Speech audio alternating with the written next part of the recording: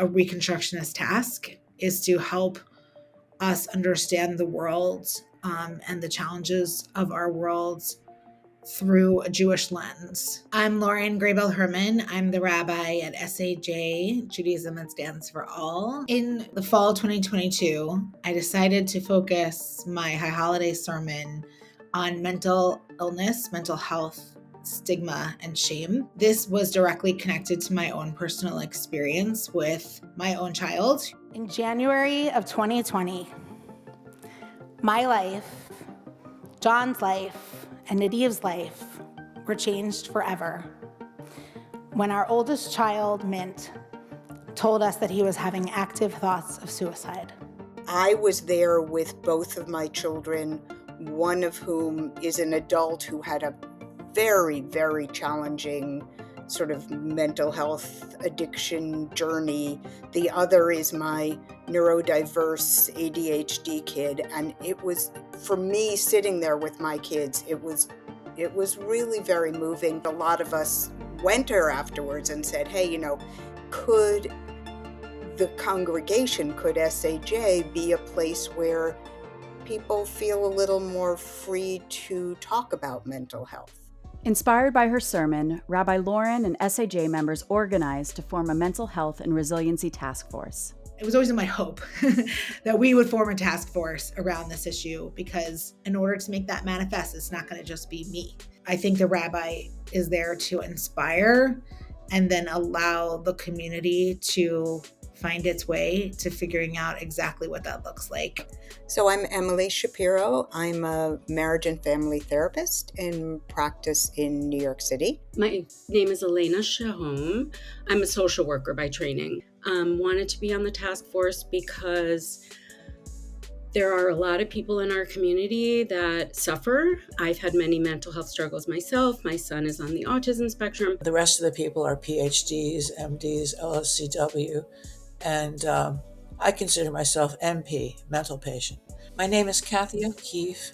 I have what's called schizoaffective disorder, which means that I'm on the spectrum for schizophrenia, and I also have bipolar disorder. I see my role in the task force as making it okay for people to identify themselves in this way, if they so choose. Rabbi Lauren initially conceived of the task force as a communal response to mental illness, with a goal of providing referrals to members seeking therapy or counseling.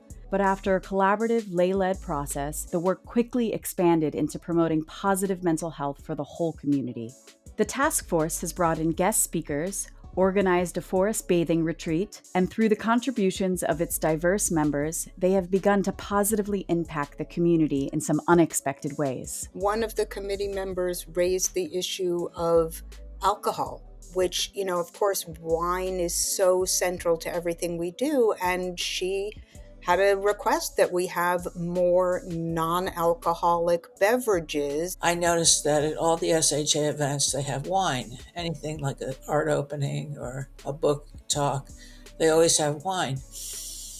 And there are many people who can't drink alcohol for all kinds of reasons. We put in a request for, I think we ended up with sparkling cider. But it was a small thing, but I think a kind of thing that can be really important. A Reconstructionist approach is open to insights from contemporary society while also drawing on the vast storehouse of Jewish thought and practice. The fact that our Mishaberach prayer, which was written centuries ago, says we wish people a complete healing, a healing of spirit and the healing of body. Our tradition understood that mental health is part of health. Right? That mental health is a normal part of life. That was a refrain I had in the sermon. Treat mental health like a normal part of life, because it is. Every Reconstructionist community is empowered to build a world that reflects its unique priorities and values. So it's one thing to talk about mental health issues, but to really task it to the community in a way that saying like, we need to do this work. It's not theoretical. We need to do it here. We are a microcosm of the world. That's the point, right? Like our community is a little miniature world. Reconstructionism is about reconstructing the way we've always done things to address the needs of our time. So these are the needs of our time.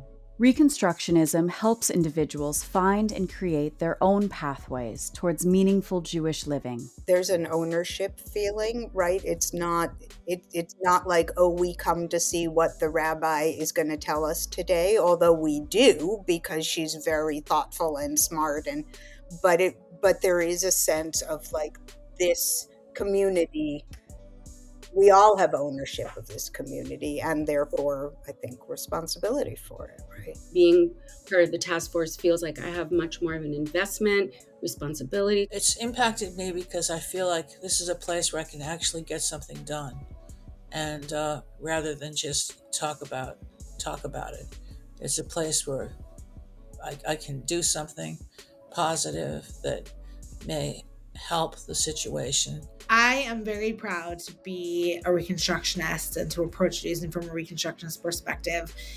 To me, it is a path of honesty and integrity, that we can see our sources as human-made, and at the same time recognize the process of iteration and discussion and struggle is a holy one, where we can, really understand the way that Judaism has changed and evolved and continues to change and evolve, and take ownership of the future of Judaism.